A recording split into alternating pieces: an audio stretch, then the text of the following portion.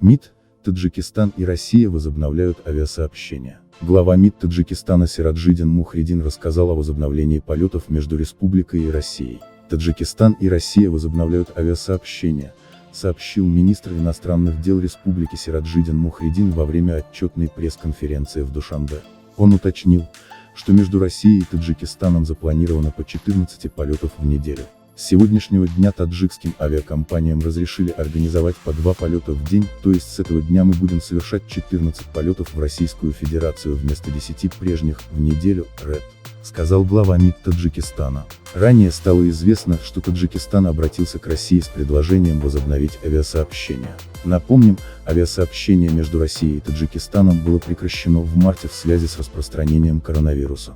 При этом между странами совершаются чартерные рейсы для вывоза граждан, желающих вернуться